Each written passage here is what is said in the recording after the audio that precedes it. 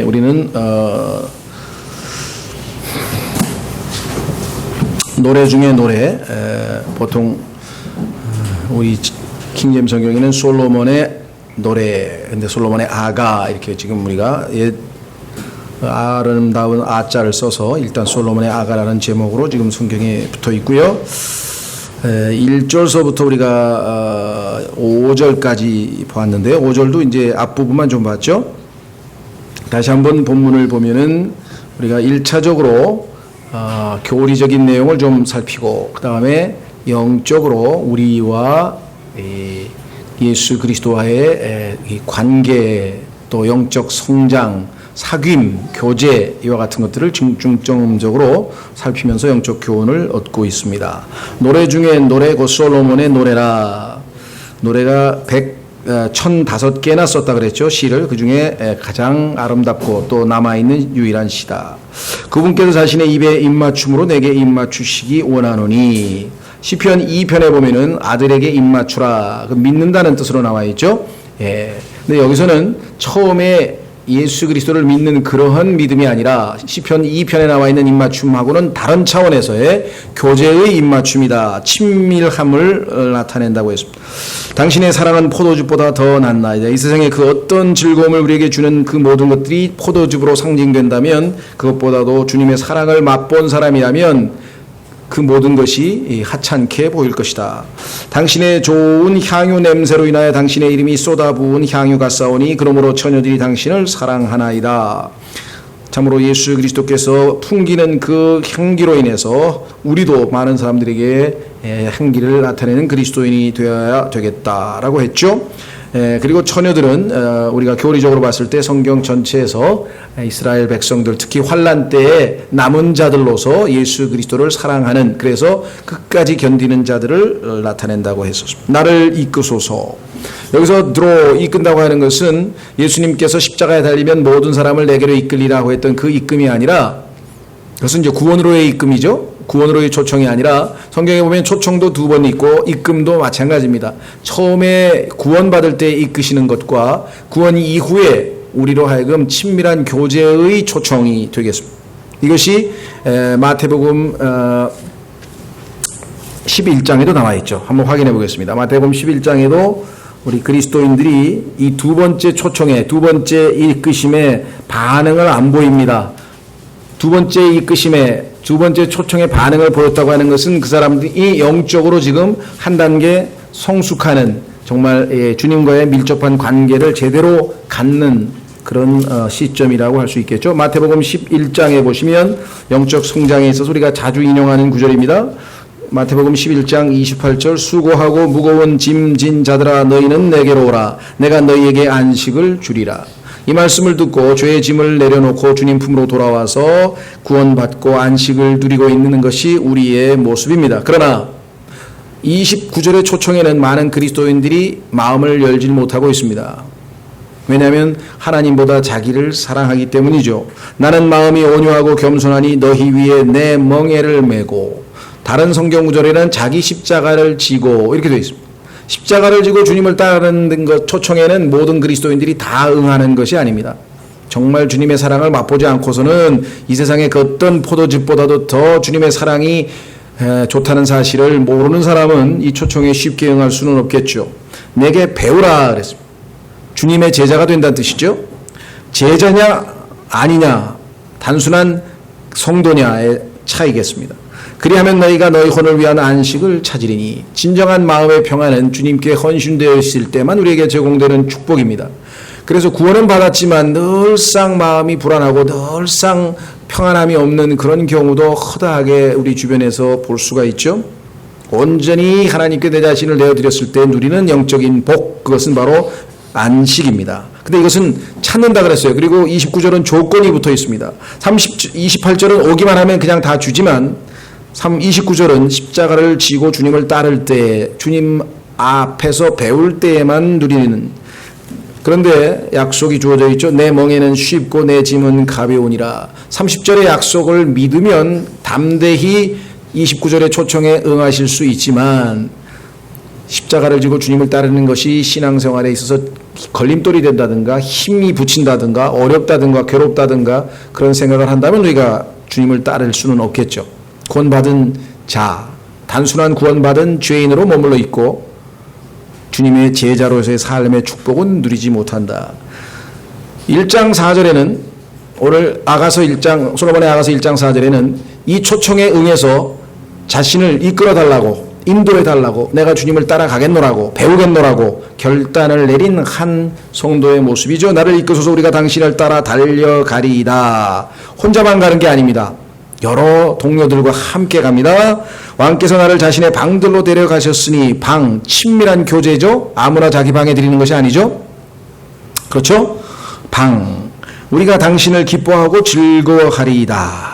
우리가 당신의 사랑을 포도즙보다 더 많이 기억하리니 곧 바른 자들이 당신을 사랑하나이다. 여기서 곧 바르다고 했을 때에는요, 구약적 의미에서의 의인을 말합니다.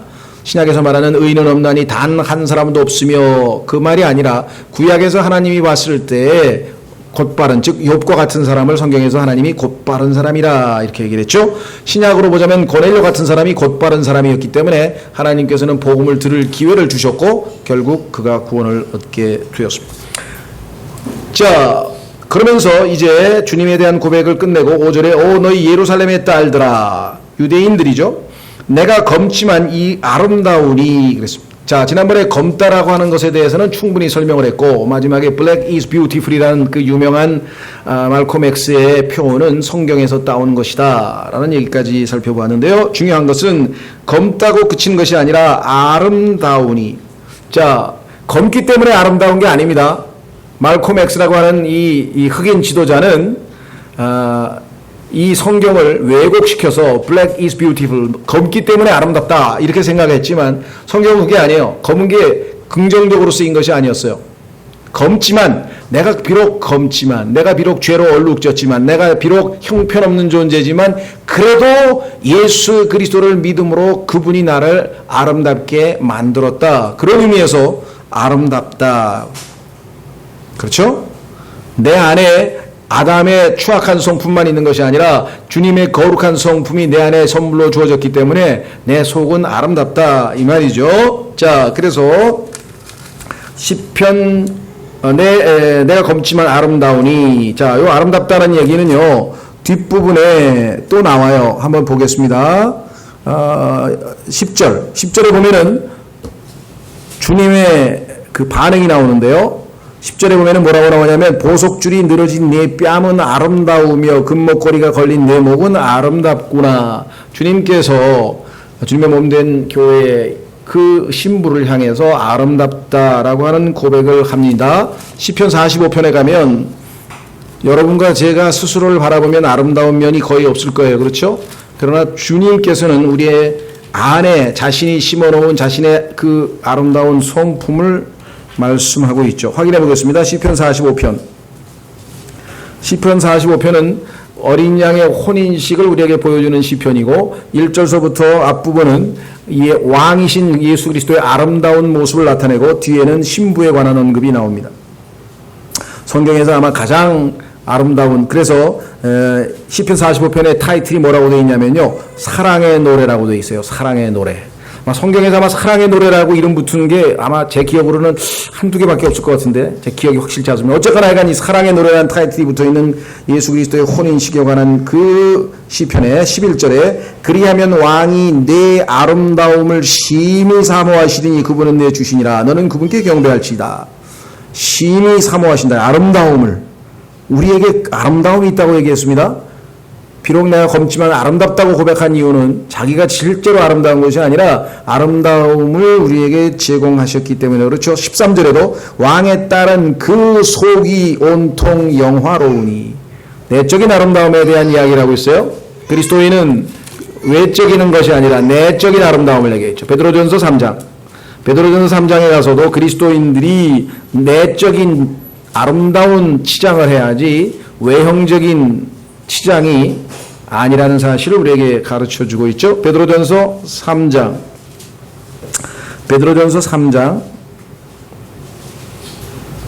1절 아내들아 이와 같이 너희도 너희 남편에게 복종하라. 이것은 누가 말씀에 순종하지 아니하여도 믿는 남편이든 안 믿는 남편이든 하여간 하나님의 말씀에 순종을 아니할지라도 그들 또한 말없이 아내의 행실을 통해 얻고자 함이니. 물론 남편이 안 믿는 것이 꼭 자매가 행동을 잘못해서 안 믿는 거냐 뭐 그렇게 단정 지을 수는 없지만 성경에 보니까 안 믿는 남편이라 할지라도 때로는 또는 신앙생활을 엉성하게 하는 남편일지라도 아내의 행실을 통해 변화될 수 있다는 것은 성경적인 진리죠. 2절 두려움이 동반된 너희의 정숙한 행실을 그들이 눈여겨보느니라. 밖에 나가서는 아주 이 그리스도인 여인의 아름다운 행실에 대해 정숙한 행실에 대해서 평을 할 거란 말이죠. 3절 너희의 단장은 머리를 닦고 금으로 치장하며 옷을 차려입는 그런 외적 단장으로 하지 말고 오직 마음에 감추어진 사람으로 하되. 속사람이죠. 그래서 아까 속이 온통 영화롭다 그랬죠. 그렇죠? 썩지 아니하는 것 곧 온유하고 조용한 영의 장식으로 할지니 그것은 하나님의 눈앞에서 지극히 값진 것이니라. 옛적에 하나님을 신뢰한 거룩한 여자들도 이런 방식으로 자기 남편에게 복종하여 자기를 단장하였느니라. 여기까지 읽으면 굉장히 자매님들이 한번 해보고 싶다 그러다가도요 6절에 가서 사라가 아브라함을 주라 부르며 그에게 순종하는 것 같이 너희가 잘 행하고 어떤 놀라운 일에도 두려워하지 아니하면 그녀의 딸들이 되느니라. 6절 쭉 가면 불안해지기 시작하는 것 같아요. 가만히 있어봐. 아브라함이 어떤 짓을 했는데 사라가 아브라함에게 주라고 부르며 순종했는가. 여러분들 성경에서 아브라함이 한 짓을 아시죠? 자기 누이라고 속여가지고 파라오에게 첩으로 잡혀갈 뻔했잖아요. 한 번도 아니고 두 번이나. 한 번은 아비멜렉에게. 이 사라의 믿음이, 저는 아브라함을 믿음의 조상이라 그러는데 저 같으면 사라를 믿음의 조상이라고 할 것 같아. 어떻게 이런 남편을 그냥 주라고 따라다녔을까? 참 믿음이 보통이 아닙니다. 어떤 놀라운 일에도 두려워하지 아니한대요. 남편이 무슨 짓을 해도 두려워하지 않을 정도로 믿음이 좋은 자매. 성경에서 왜 굳이 이 말씀을 하나님께서 써놓으셨는지 한번 생각해 볼 일이에요. 물론 자매님들에게만 해당되는 것은 아닙니다. 우리도 예수 그리스도의 신부입니다. 형제들도 다 예수 그리스도의 신부이기 때문에 우리 그리스도인이라면 모두 다 해당이 되겠죠. 자, 다시 돌아오셔서 솔로몬의 아가 1장 5절 내가 검지만 아름다우니. 그렇습니다. 주님이 보시면 우리는 아름답다고 했어요. 여러분들 중에 혹시라도 자기의 어떤 뭐라 그럴까요? 마음에 좀 우울한 감, 내가 참 너무 형편없다, 내가 어쩌다가 참 이렇게 형편없는 신앙생활을 할까 등등 그와 같은 생각이 든다면 너무 자책할 필요는 없습니다. 주님의 평가는 의외로 우리에게 긍정적인 평가를 내리셨어요. 게달의 장막들과도 같고 솔로몬의 휘장들과도 같으니. 지난번에 말씀드렸습니다. 게달은 창세기 25장 13절에 나오는 이스마엘의 둘째 아들이라고 했고요. 아주 캄캄한 새까만 색깔의 그 장막으로 바깥을 안을 들여다볼 수 없는 그런 것이라고 했죠. 그래서 검다라고 하는 것에 걸맞습니다. 앞에. 그 다음에 솔로몬의 휘장들. 솔로몬의 휘장은 성전 안에 친 그 휘장이죠. 성소와 지성소를 가르는 휘장으로 거기에는 아름다운 그런 것들이 새겨져 있죠. 내적 아름다운. 성소 안에 있잖아요. 성소 안에 있는 내적 아름다움. 그러니까 앞에 나와서 검다는 것은 게달의 장막에 연결이 되고 아름답다는 것은 솔로몬의 휘장에 연결이 되겠죠.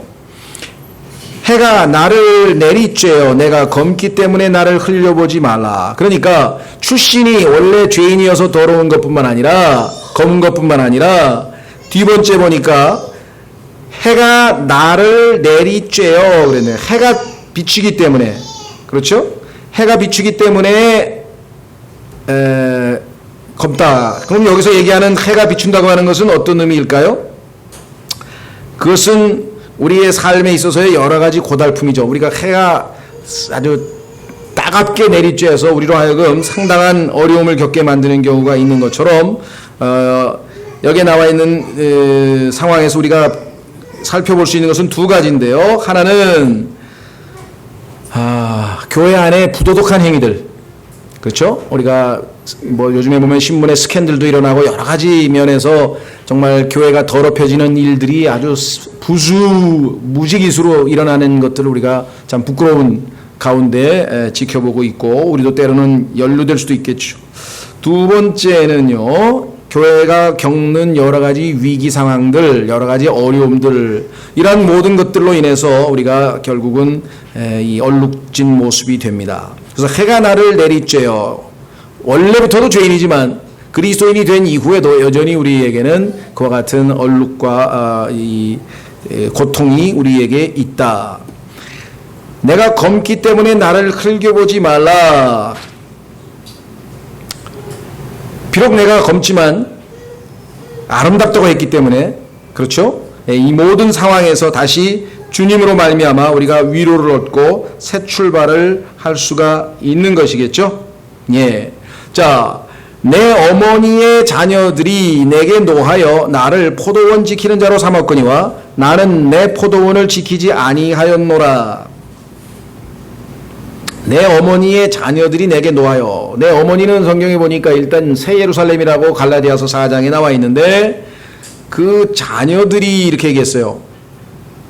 그러면 어머니의 자녀들이면 우리인데 여기 보니까 다르죠? 그래서 이것은 교리적으로 좀 설명하기 쉽지 않습니다. 그래서 여기서 얘기하는 내 어머니라고 했을 때는 새 예루살렘으로 우리가 영적으로 표현할 수 있지만 여기서 얘기하는 어머니의 자녀들은 구원받은 그리스도인으로 보기는 좀 어렵습니다. 왜냐하면 내게 노하여 나를 포도원 지키는 자로 삼았거니와, 신약 성경에 보면은 이스라엘 사람들이 그리스도인들 중에서 이방인들을 심히 괴롭힌 것이 데살로니가 전서에 나오고 계속해서 많은 박해를 해서 하나님께서 그들에게 진노하셨다라고 하는 기록이 성경에 나오죠. 또 포도원은 이사야서 5장에 보면은 이스라엘이라고 하나님께서 정의를 내려놓으셨습니다. 그래서 여기 나와 있는 포도원 지기로 삼았거니와 라고 하는 표현으로 봤을 때에는 이스라엘과 관련된 말씀이고, 나는 내 포도원을 지키지 아니하였노라. 그래서 지금 이 6절에 나와 있는 이 내용은 교리적으로는 우리가 확실하게 설명하기가 쉽지 않습니다. 특히 이 솔로몬의 아가에서는요, 성경의 다른 부분과 연결시켜서 봤을 때 해석이 이중으로 되는 경우가 곳곳에서 나와요. 그래서 어떤 분은 긍정적으로 해석하는데 어떤 분은 부정적으로 해석하고, 그래서 교리적으로는 솔로몬의 아가서는 정말 우리가 여러 가지 면에서 난해하고 어렵다라고 얘기를 했습니다. 그래서 답이 하나가 있는 것이 아니기 때문에 혹시 다르게 해석하고 있는 부분이 있더라도 여러분들이 참조를 하시면 될 것 같고요. 그래서 솔로몬의 아가서는 최소한 명확한 교리는 우리가 설명을 하되 그렇지 못한 경우는 유보하고 대신 지금처럼 우리에게 영적인 적용들을 우리가 할 것입니다. 자, 여기에 보니까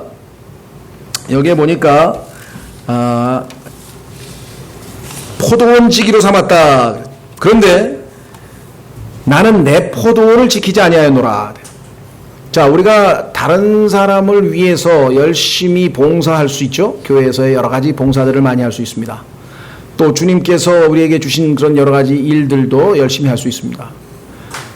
우리가 이 일을 열심히 하는 것은 성경적으로 올바른 일이고 또 풍성히 하라고 성경에 기록되어 있기 때문에 문제가 될 것 없는데, 만약에 내가 열심으로 일하는 그 봉사와 일 때문에 주님과의 교제가 만약에 문제가 생겼다, 즉 여기 얘기하는 것처럼 내 포도원을 지키지 아니한 경우라고 한다면 이건 심각한 문제가 생긴다는 것이죠.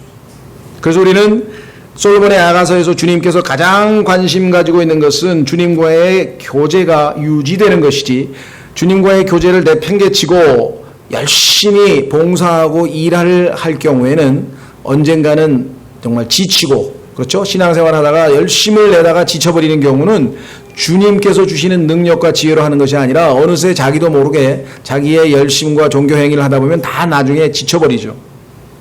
그래서 주님은 주님과의 교제와 영적 성장이 우선이고, 그 성장이 되어감에 따라 점진적으로 주님을 향한 봉사와 또 다른 지체들을 향한 섬김이 늘어나야 된다. 이렇게 성경은 말씀하고 있습니다. 따라서 우리가 교회에서 하는 일들, 또 복음 전도, 그다음에 뭐 성경일, 모든 그 행동들 다 중요하지만 1차적으로 하나님께서 가장 중요한 것은 주님과 우리 사이의 교제, 그것을 우리 자신의 포도원을 지키는 것, 이것을 하나님께서 가장 소중하게 여기시고, 그래서 내 안에서 성령의 열매가 맺히지 않는데 다른 사람이 열매 맺도록 돕는다는 것은 어리석은 짓이다. 그것을 우리가 꼭 잊지 말아야 될 것 같습니다. 그런데 문제는 누가 그러면 이런 위험에 가장 처할 것이냐? 소위 설교자, 목사 또는 말씀의 사역자라고 하는 사람들이 이와 같은 오류에 실수를 저지를 가능성이 가장 높아요. 그렇죠? 절제하지 못하면, 컨트롤하지 못하면 사람 만나고 뭐하고 막 일에 찌들다 보면은 자기 자신은 주님과의 기도도 말씀도 깊은 교제도 다 놓쳐버리는 경우가 있대요. 그렇겠죠? 다른 사람들보다는 말씀의 사역자라고 하는 사람들이 훨씬 더 이런 위험에 처하기가 쉽다. 의외로 한국에 있는 성도들은 사역자가 아닌 사람들도 이와 같은 일들에 많이 걸려듭니다. 왜냐하면 우리나라 분들이 열심에 관한 한 그 어느 누구에게도 뒤지질 않아요. 세계적으로 가장 노동시간이 많은 나라 우리나라입니다. 그래서 알코올 중독자라고 할 때 알코홀릭이라고 하는 그 홀릭이란 말을 갖다가 우리는 한국 사람들은 일에 중독이 됐다. 일. 그래서 워커홀릭이란 말을 써요. 한국 사람들은 일에 중독된 사람이래. 평균이 막 70시간 그래서 유럽의 35시간에 2배의 일을 하는 거예요. 안타깝게도 생산성은 절반쯤 돼. 그러니까 2배 일했는데도 만들어내는 생산은 똑같이밖에 못해. 그러니까 뭔가 비효율적인 게 있겠죠. 어쨌거나 중요한 거는 우리가 이와 같이 우리의 기질이 종교 분야에서도 특히 신앙생활에 있어서도 전 세계 어디에도 없는 이 새벽 기도는 저는 개인적으로 아주 적극적으로 추천합니다. 집에서 하면 좋고 집에 가서 힘들면 동네에 있는 가까운 교회 예배당에 가도 좋습니다. 주님과의 교제를 위해서. 왜? 집에서 일어나가지고 졸린 눈으로 막 자는 둥 마는 둥 하고 그렇게 교제하느니 차라리 바깥으로 나가든지 예배당으로 가서 정신 차려서 기도하는 것 나쁠 거 하나도 없어요. 성경에도 금하는 것도 없고. 다만 가서 아침부터 이 개인적인 교제가 아닌 설교를 듣고 뭐 이렇게 그런 예배 형식으로는 제가 별로 바람직하지 않은 것 같고요. 1대1로 주님과의 교제를 위해서 새벽에 일어나는 것은 잘못된 건 없을 것 같아요. 어쨌거나 우리의 그 어떠한 외형적인 종교 행위나 열심일지라도 이와 같은 것에 우리가 실수를 해서는 안 되겠다. 그렇죠? 예. 그래서 하여간 제가 시간을 버는 방법 중에 하나는 부지런히 저는 책을 좀 읽고 적절하게 사람에게 유익이 될 만한 것들이 있으면 제가 책을 좀 이렇게 권하거나 뭐 필요한 경우에는 사주기도 하거나 하여간 이런 방식으로 해서 조금씩 제가 시간 관리를 해 나가고 있습니다만은 어쨌거나 주님과의 교제가 다른 그 무엇보다도 중요하다. 그래서 6절은 아주 우리가 교훈으로 삼아야 될 말씀입니다. 그렇죠? 다른 사람의 포도원은 열심히 지켜줬는데 자기 포도원은 지키지 아니하였다. 안타깝죠? 자, 그래서 결국은 주님 앞에 이렇게 호소합니다. 오, 내 혼이 사랑하는 이여. 성경에 보면은 하나님을 사랑하되 마음을 다하여 혼을 다하여 사랑하라. 구약에 그렇게 되어 있고요. 신약에서는 마음을 다하여 혼을 다하여 생각을 다하여 힘을 다하여. 성경에서 하나님을 사랑하는데 마음으로만 사랑하는 분이 있어요. 감정이 풍부해서 주님 막 눈물 줄줄줄 흘리고 십자가 그럼 막 눈물을 줄줄줄 흘리고 그럼 옆에서 막 신앙이 대단히 좋은 것 같죠?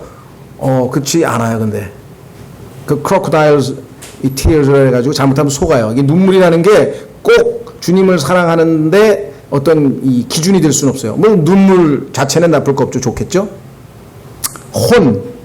혼이 의지, 혼이 사랑한다.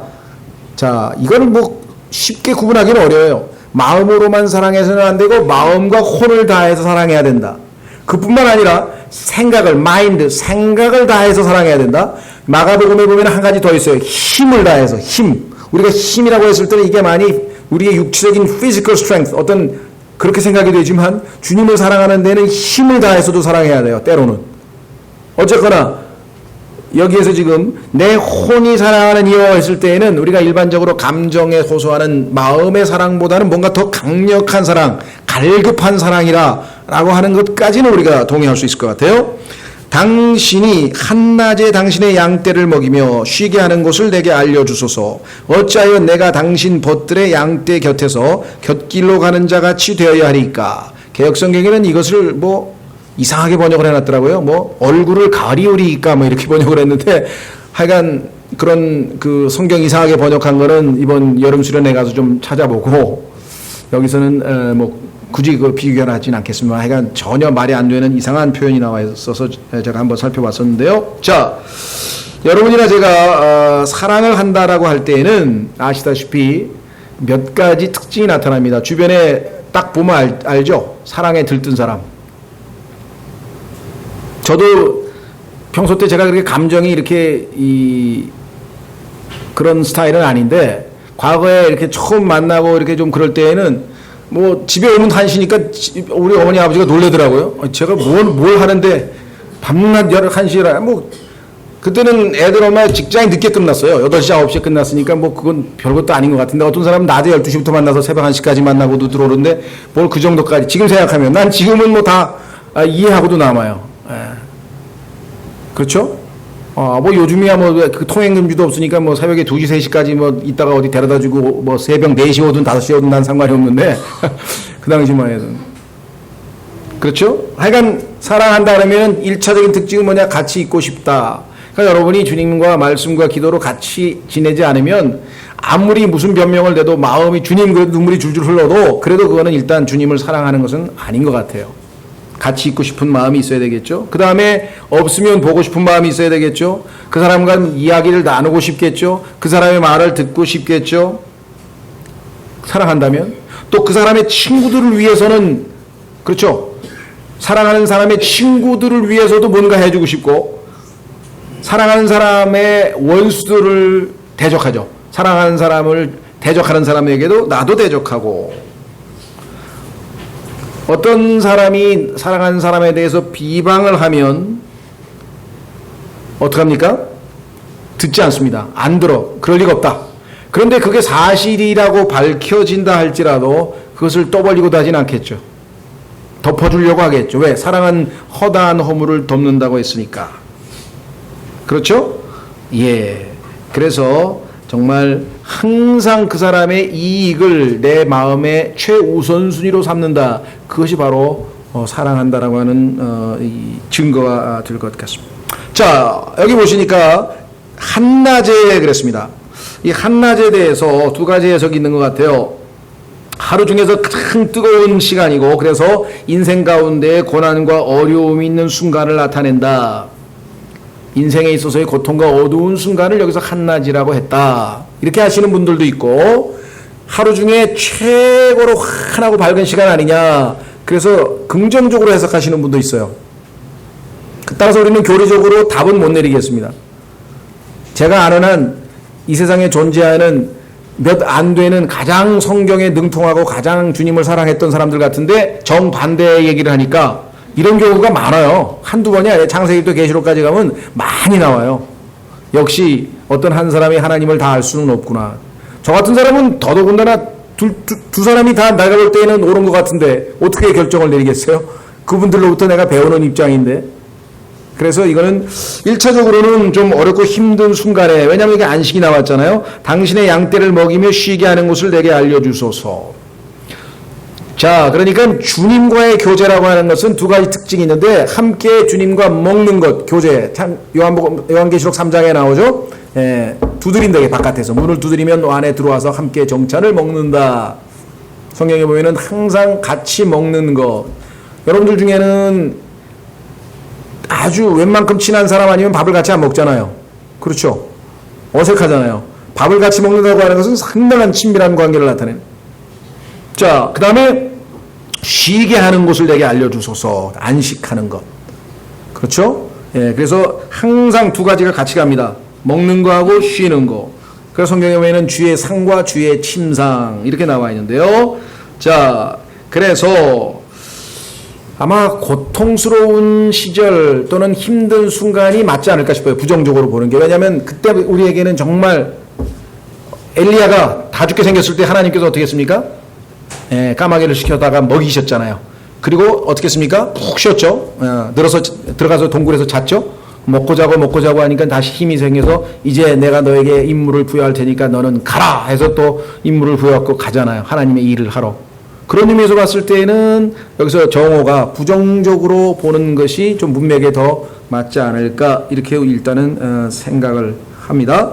자, 그래서 여기 보시면 양떼가 나와 있고요. 그 밑에 어찌하여 내가 당신 벗들의 양떼 곁에서 곁길로 가는 자 같이 되어야 하리까.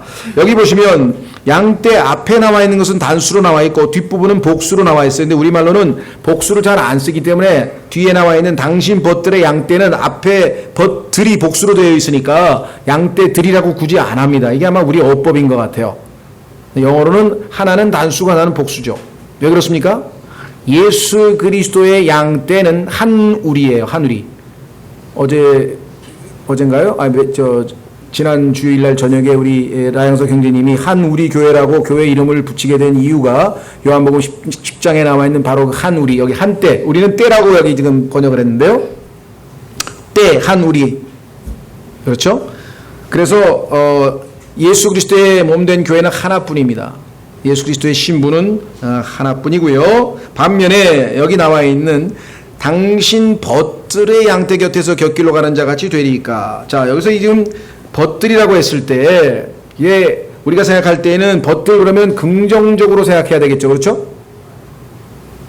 그런데 사실은 여기에서는 긍정적인 것보다는 중립적이에요. 그러니까 컴패니언이라고 할 때는 함께 하는 자라는 뜻인데, 함께 하는 사람들 중에는 예수님과 함께 했던 컴패니언 중에는 유다 같은 사람도 숨겨져 있었잖아요. 무슨 말인지 아시겠어요? 그러니까 주님과 동행하는 말씀의 사역자라고 하는 영적 지도자들이 이 땅에 있지만 그들 중에 어떤 사람들은 주님을 대신해서 자기가 주님 노릇을 하려고 하는 사람들도 있어요. 그렇죠?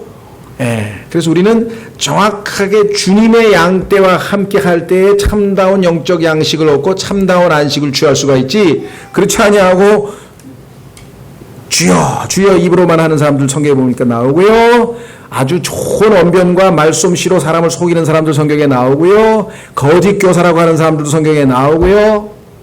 그래서 주의 컴패니언이라고 해서 다 우리가 추정해서는 안 된다. 여기서는 특히 부정적으로 쓰였어요. 당신의 벗들의 양떼들, 온갖 무리가 있습니다. 뭐 이상한 교회들 이름 제가 보면 아시죠? 뭐 무슨 하나님의 교회도 있고, 뭐 무슨 신천지도 있고, 그 다음에 여호와의 증인도 있고, 뭐 전부 다 주의 양떼들이라고 하는 거예요. 안식교도 있고, 뭐도 있고, 뭐도 있고. 조심해야죠, 오히려. 알아차렸어요, 드디어. 곁길로 가는 자 같이 되어야 하리까. 그들 곁으로 흘깃흘깃 쳐다보면 우리가 주님이 우리의 길이잖아요. 우리의 길이고 가야 할 길이죠. 그렇죠? 근데 그 길로 안 가고 곁길로 가버린. 자, 그래서 성경에 보니까요, 우리가 가야 할 길은 뭐라고 얘기하냐면 옛 길이라. 옛 길. 자, 한번 확인해 보겠습니다. 예레미야 6장. 요즘에 자꾸 새 거 좋아하는 사람들이 있는데요. 자동차는 소나타보다 뉴 소나타가 낫겠죠? 난 잘 모르겠는데. 좋으니까 뉴가 붙었겠죠? 아닌가요? 그랜저보다 뉴 그랜저가 더 좋은 거 아닌가요? 더 비싸고. 그러나 하나님이 정하신 영적인 길은 옛 길이 더 훨씬 더 좋습니다. 예레미야 6장 16절.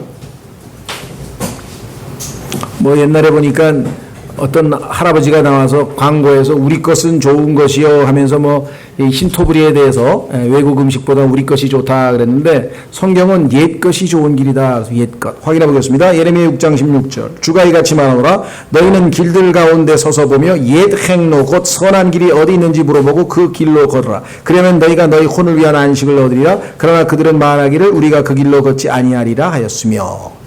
고집불통이네요. 자, 왜 그럴까요? 성경에 따르면 이 땅을 지배하고 있는 법칙 하나가 있습니다. 그것은 물리학에서는 엔트로피라고 하고, 성경에서는 그것을 죄의 법이라 그래요. 죄의 법. 그것은 뭐냐면 모든 것이 바닥, 즉 아래를 향해서 나아가고 있어요. 하나님께서 인간을 하나님의 형상대로 창조했는데 타락해버렸죠. 그래서 죄를 지어서 가죽옷을 입혀서 회복시켜놨더니 또 조금 있다 보니까 그 후손 중에 하나가 동생을 죽이고 죄를 지었죠. 그래서 그들에게 심판을 내린 다음에 다시 새 출발할 수 있는 기회를 줬더니 노아가 하나님의 은혜를 입어서 새 출발하는가 싶더니만 또 포도주를 먹고 취해서 또 타락했죠. 하나님께서 또 기회를 한번 주었는데 그 노아의 후손들이 바벨탑 사건으로 하나님 앞에 또 다른 심판을 가져왔습니다. 하나님께서 그 중에 한 백성을 뽑아서 이스라엘을 뽑았습니다. 그들에게 다시 기회를 줬건만 계속해서 위를 향해 가는 게 아니라 바닥을 향해서 계속해서 타락을. 그렇죠? 그러니까 진화론이라고 하는 것은요, 우리 주변의 객관적인 사실과 정반대되는 법칙이에요. 위로 가는 법칙은 하나도 없어요. 전부 다 밑으로 가지. 가만 놔두면 다 밑으로 갑니다. 새 옷을 사면 일주일 지나면 조금씩 낡아지기 시작하죠. 1년만 지나면 뭐예요? 낡아서 새 거 사야죠. 신발도 마찬가지. 삐까번쩍해서 멋있다고 샀더니 한 1년 신으니까 벌써 뒤꿈치 다 달고 바닥 다 닳고 과죽딱 헤어지고. 그렇죠. 모든 것은 이것을 낡음의 법칙이라 그래요. 죄의 법이라 그래요. 그렇기 때문에 요즘 게 나요, 옛 게 나요. 옛날 게도 낫다 이 말이에요. 무슨 말이 이해가 되시겠어요? 예, 영적인 법칙에서 특히나 그렇다는 사실을 우리는 꼭 잊어서는 안 되겠습니다. 자, 그래서 여기 드디어 보시니까 솔로몬의 아가서에서 오 내 혼이 사랑하는 이여 당신이 한낮에 당신의 양떼를 먹이며 쉬게 하는 것을 내게 알려주소서.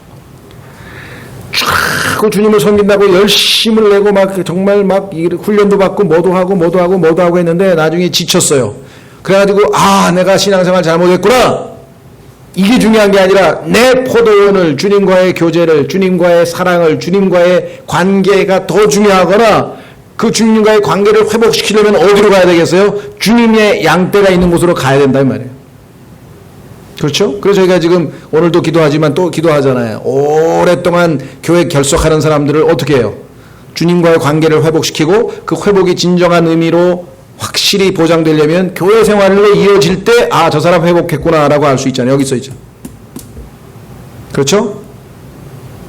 어떤 사람은 나는요 교회만 가면 골치 아프거든요. 사람들하고 지내는 게요. 저는 혼자서 그냥 이 세상에서 제일 유명한 분 설교를 하루에 10개 이상 듣고요. 종일 은혜 가운데 할렐루야가 하고만 지내요. 성경적으로 맞는 겁니까? 틀린 겁니까? 모이기를 패하는 자와 같이 하지, 습관 같이 하지 말았는데 혼자 패했으니까. 그렇죠? 그러면 그 사람은 어떻게 된 거예요? 하나님 말씀을 본인 스스로가 어긴 거잖아요. 자, 잠언 18장 1절 보세요. 오늘날 이런 사람들이 너무 많아요. 잠언 18장 1절. 양떼가 있는 곳으로 가서 먹고 쉬라 그랬는데 아니에요. 저는 혼자가 좋아요. 다 골치 아파요. 신앙 성숙은요, 자기 마음에 안 드는 사람하고 잘 어울리는 거예요. 자기 마음에 드는 사람하고 잘 어울리는 건 신앙 성숙이 아니에요. 그건 정상이에요. 그냥 평범한 거예요. 그냥 내추럴한 거예요. 그냥 인지상정이에요. 너무나 마음에 안 드는데도 어울릴 수 있는 능력, 이것이 주님으로부터 오는 거예요. 주님은 이 땅에 오고 싶지 않아서 여러분과 저하고 지내는 게 괴로워요. 하도 추하고 더럽고 이기적이고 아이고 저런 애라고 어떻게 1분도 같이 있고 싶지 않아. 주님은. 근데 사랑으로 그 모든 걸 이기고 오시는 거예요. 이 땅에 오신 거죠. 우리가 죄인이었을 때 우리를 위하여 죽으셨다고 성경에 써 있잖아요. 자, 잠언 18장 있죠. 어떤 사람은 소원으로 말미암아 디자이어, 욕망이 있어. 어떤 욕망이냐? 저는 소원보다는 욕망으로 번역했으면 좋을 것 같은데 어쨌거나 뭐 제가 포격 시비 걸려는 게 전혀 아닙니다. 자신을 분리하고 따로 있겠다는 이거야. 혼자서. 그렇죠? 모든 지혜를 구하며 그냥 컴퓨터 그냥 막 온 서핑이라 그러나 뭔가를 다 뒤져가지고 막 온 세계 유명한 목사 설교 자료 책 다 뒤져가지고 그냥 막 엄청나게 그것과 상관하느니라. 밤낮 성경 공부, 그 다음에 설교, 성경 공부, 설교. 성경 공부, 설교 제대로 한 사람은요, 즉시로 교회 나와서 형제들과 어울려서 교제하고 찬송하고 기뻐하고, 그건 제대로 성경 공부한 거예요. 성경 공부할수록 수준이 나서 나하고 교제할 만한 사람을 한 명도 아직도 못 찾았다. 나는 주님과만 교제하겠다. 이런 사람도 있어요. 전혀 빗나가. 여기서 있잖아요. 그런 사람들을 보라고 하나님이 써놓은 거예요. 여기다가. 어떤 사람은 소원으로 말미암아. 소원. 다시 번역하면 욕망으로 말미암아 자신을 분리하고 모든 지혜를 구하며 그것과 상관아니라. 교회는 안 가고요. 컴퓨터에 24시간 매달려가지고 이것만 하는 사람. 안 돼요. 예. 자, 그래서 오늘 이 솔로몬의 아가서에서 정말 좋은 교훈이 있습니다. 그것은 뭐냐? 먹이고 쉬게 하는 것을 내게 알려주소서. 어찌하여 내가 당신 벗들의 양떼 곁에서 곁길로 가는 자같이 되어야 하리까? 난 곁길로 가고 싶지 않다. 그랬죠? 자, 8절 그냥 읽고 마칩니다. 8절 강해는 다음 시간에 하지만 예수님의 답변을 그래도 우리가 들어봐야죠. 8절서부터 11절까지 본문만 읽겠습니다. 예수님이 뭐라고 답변하시나 이런 기도에 오 여자들 가운데 가장 어여쁜 자야. 네, 스스로 거울 보면서 나는 왜 이렇게 밉나 그러지 마세요. 어여쁘다 그래서 주님이 우리 보고 어여쁘다 그래서 내가 알지 못하겠거든. 그래서 성경에서 알지 못하면 안 된다는 거 알아야 된다 그러잖아요. 너희가 어찌 알지 못하느냐, 너희가 성년의 전인 것을 알지 못하느냐, 너희가 알지 못하느냐, 너희가 알지 못하느냐. 왜 바울은 계속해서 그 얘기를 할까요? 알 수 있는 길이 있는데 모르고 있으니까. 양떼의 발자국을 따라 내 길로 나아가. 따라가라 이거야. 주님과의 교제를 잘하고 있는 지체가 누군가 따라가라 이거예요. 목자들의 장막들 곁에서 내 염소 새끼들을 먹일지니라. 오 내 사랑아 내가 너를 파라오의 병거를 끄는 말무리에 비교하였노라. 보석줄이 늘어진 네 뺨은 아름다우며 금목걸이가 걸린 대목은 아름답구나. 우리가 너를 위하여 은단추를 박은 금 옷자락을 만들어 주리라. 네. 주님의 이 아름다운 답변은 다음 시간에 공부하겠습니다. 네, 이 시간에 여러분과 제가 오늘 주신 말씀을 통해서 과연 나는 내 포도원을 지키고 있는가? 남의 포도원만 열심히 지키고 있는가? 한번 깊이 생각해 보시고 과연 나는 양떼 곁에서 쉬고 먹고 쉬고 하면서 주님과의 교제를 하고 있는 것인지 그것이 가장 우리의 신앙의 첫 단추고 가장 중요한 것이다. 이렇게 말씀을 드렸습니다. 자, 조금 더 확대 적용하면 여러 가지 사회 활동도 해야 되고 직장 생활도 해야 되고 많은 것들이 우리에게 있어야 되고 필요하지만 그러나 가장 중요한 것은 주님과 우리와의 관계다. 잊지 마시고요. 오늘 주신 말씀을 잠깐 여러분과 제가 하나님 앞에 기도하고 오늘 기도 제목을 놓고 기도하겠습니다.